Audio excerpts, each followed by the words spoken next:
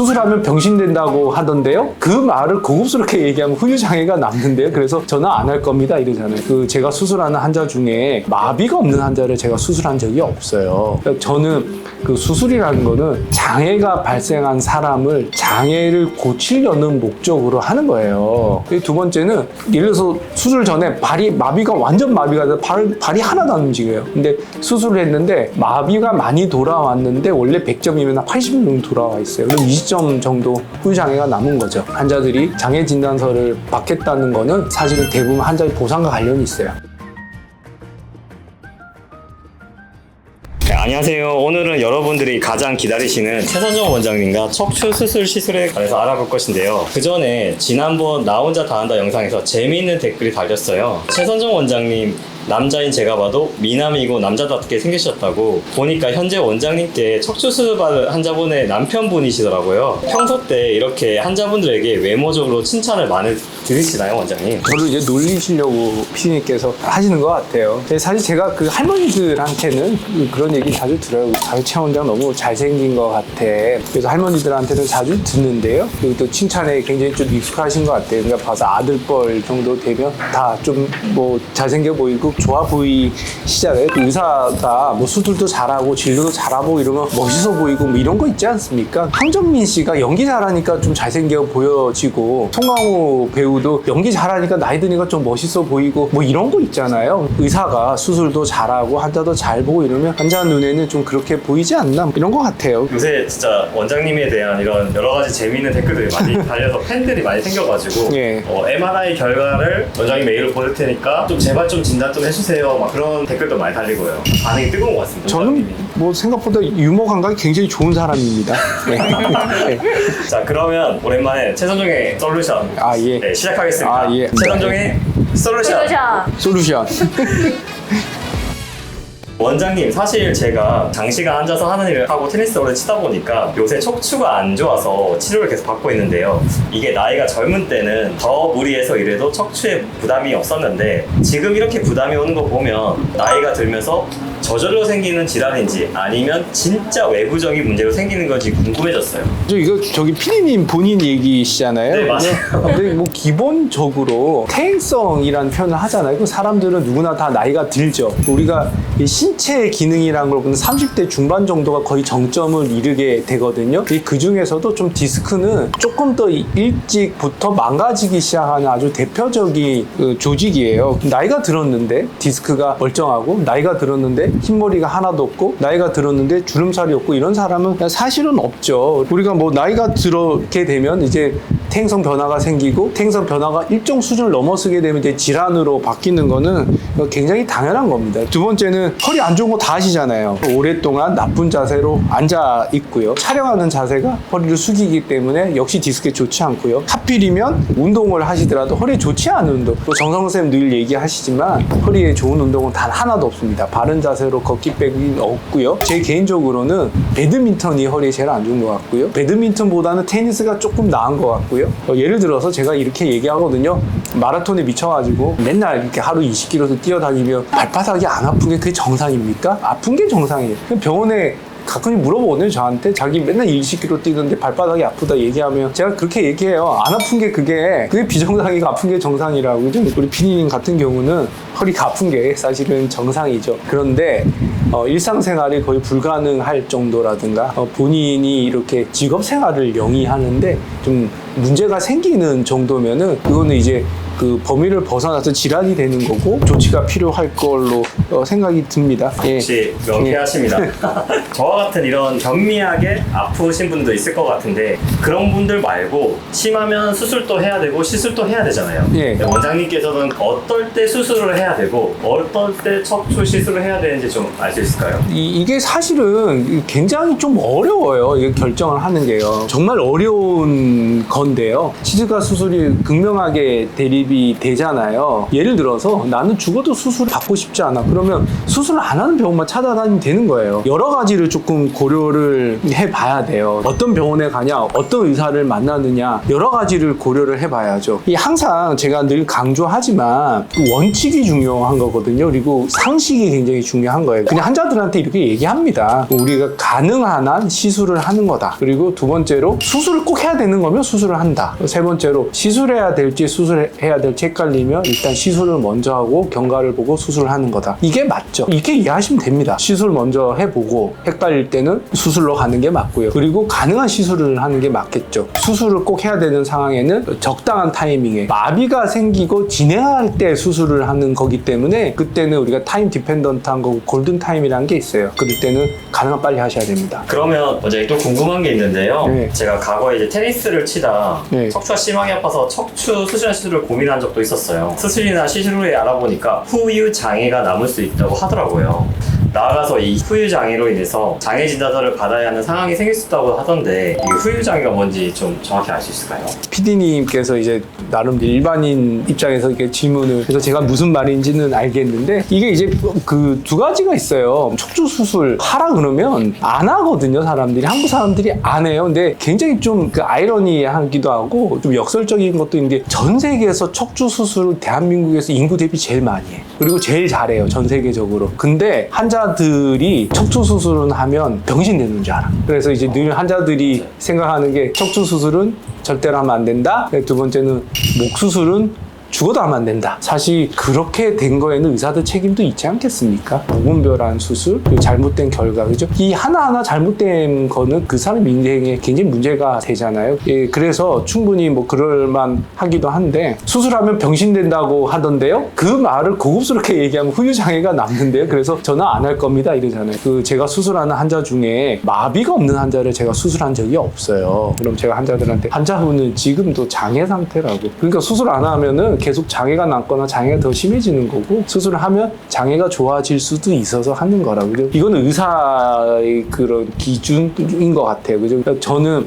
그 수술이라는 거는 장애가 발생한 사람을 장애를 고치려는 목적으로 하는 거예요. 교통사고로 사람이 제일 많이 죽는데 왜 차 타고 다니죠? 그런 똑같은 거거든요. 이 늘 제가 얘기하지만 마비가 있고 증상이 심하고 수술을 꼭 해야 되는 경우에 좋은 의사 선생님을 만나서 적절한 타임에 좋은 수술을 하면 분명히 결과가 좋을 겁니다. 근데 그 원칙을 지키지 않아서 그런 거예요. 그 우리 PD님께서 얘기하는 후유장애가 뭐냐, 이제 후유장애 진단서가 뭐냐 이런 거를 사람들이 굉장히 많이 궁금해한다. 그래서 이제 사실 이제 후유장애는 장애잖아요. 후유증, 그죠? 합병증 비슷한 거죠. 후유증이 장애를 만들었다. 이렇게 보면 되겠죠. 그러면 그걸 뭘로 할까요? 이제 그게 이제 서류로 만들어져야 되잖아요. 어떤 장애에 어느 정도가 생겼다. 그게 이제 후유장애 진단서가 되겠죠. 그렇게 이해하시면 될 것 같아요. 그 다음에 이제 수술이나 시술을 하게 되면 후유장애가 남을 수 있다고 하더라. 이제 두 가지인데요. 원래 제가 그 장애가 있는 분을 수술을 한다고 말씀드렸잖아요. 근데 수술이 잘 돼서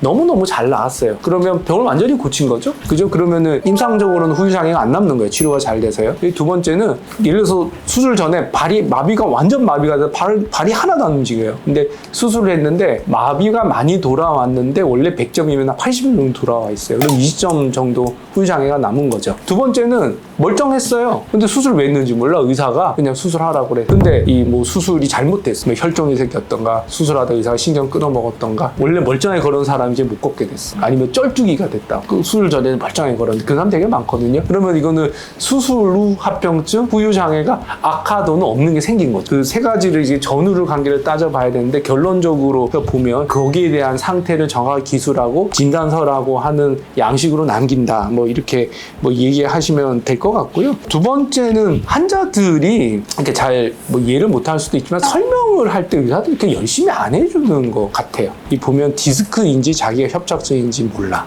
근데 사실 의학적으로 구별하는 거 힘들죠. 근데 그건 기억할 거 아니에요. 그리고 4번, 5번을 했는지 3, 4번을 했는지 그것도 잘 몰라. 사실은 자기가 어떤 병을 갖고 있고 요즘에는 병명만 알아도 네이버든 뭐 챗GPT한테 물어보면 막 알려주잖아. 그러면은 병명만 알아도 알기가 쉬운 거야. 근데 내가 이거 디스크인지 협착증인지 이거 모르기 시작하면 그때부터 헤매야 되는 거거든요. 그러니까 본인이 어떻게 저걸 모를까? 요즘 근데 한국 사람들만큼 자기 건강에 그렇게 관심 많은 사람이 누가 있어요? 이게 두 가지인데, 그죠? 의사가 환자한테 잘 설명을 해주지 않았을까?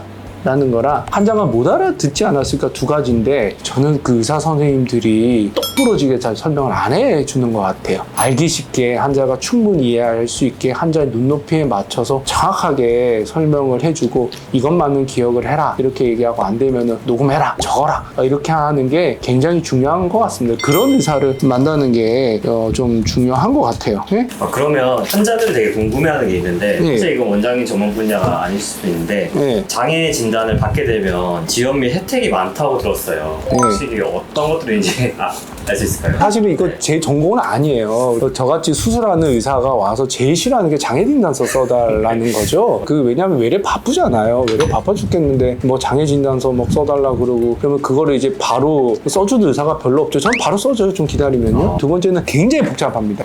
사실 제가 오늘 책을 갖고 왔는데요. 이거 의학적 평가 기준, 진단서 지침, 그리고 이거 AMA 장애평가 가이드 이렇게 두꺼운 건데 이거를 뭐 가서 뭐 바로 써주고 사실 뭐 너무너무 복잡하고 진짜 이것도 공부를 많이 해야 되는 거고 굉장히 좀 문제가 많은 영역이라 저도 말씀드리기가 좀 조심스러운데 환자들이 장애 진단서를 받겠다는 거는 사실은 대부분 환자의 보상과 관련이 있어요. 보상 받을 게 없는데 왜 장애 진단서를 달라고 하겠습니까? 진단서가 공짜도 아니잖아요. 그죠? 그러면 이제 어떤 보상들을 받고 싶어 하는가 몇 가지를 따져보면 되죠. 그리고 뭐 의사는 사실은 그런 데 관심을 가지면 안 됩니다. 왜냐하면 그 사람 보상과 연관이 되겠으면은 사실은 보상에 동참하는 게 되잖아요. 그러니까 객관성을 잃어버릴 수도 있죠. 일반적인 보상 중에서 내가 보험을 들었어요. 그럼 후유장애 생기면은 보상비가 얼마 나온다. 뭐 이런 거가 있을 거고요. 두 번째는 뭐 동사무소 같은 데들 장애인으로 등록을 하면은 뭐 경증장애인 이렇게 하면은 뭐 혜택이 있죠. 산재, 뭐 후유장애, 그 다음에 뭐 예를 들어서 교통사고, 그럼 가해자, 그런 사람한테 책임을 어떻게 물을 건지,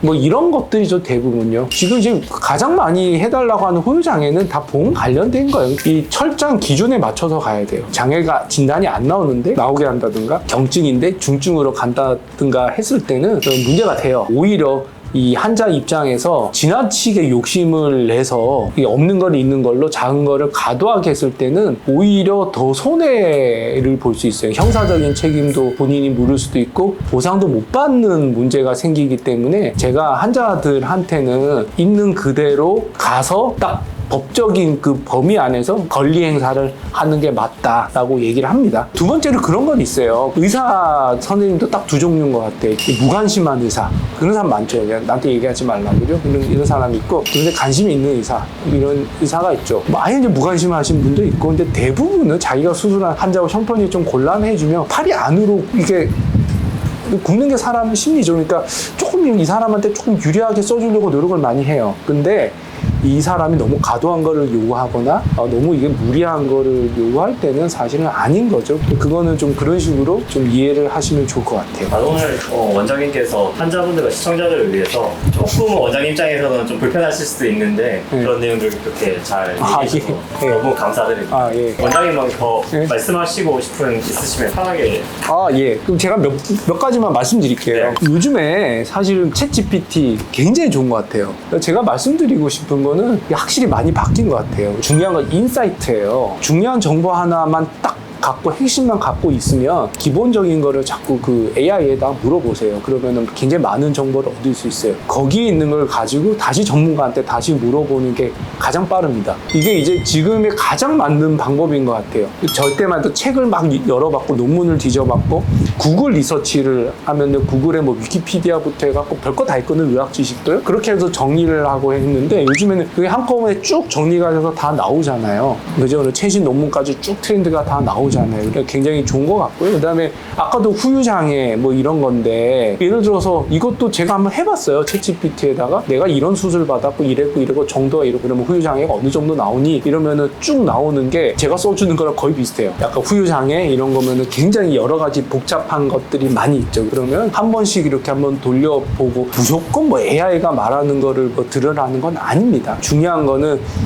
그 의사 선생님을 만날 때도 정확한 인사이트를 딱 찍어주는 도와줄 수 있는 선생님, 당신이 이렇고 이런 상태고 이 정도고 이게 기본이다라고 하면 그 얘기를 듣고 잘 기억을 하고 있고 한번 자꾸 물어보고 하면 환자분들도 그런 거 한번 돌려보시면 훨씬 더 정확하게 할 수 있을 것 같아요. 이건 뭐 팁을 그렇게 드립니다. 원장님께서 오늘 정말 좀 꿀팁, 챗GPT를 활용한 좋은 방법을 말씀해 주셨는데요. 오늘 영상이 여러분께 도움이 되었다면 구독과 좋아요 부탁드리겠습니다. 여러분의 건강한 척추 생활을 응원하겠습니다. 감사합니다. 아, 예. 네.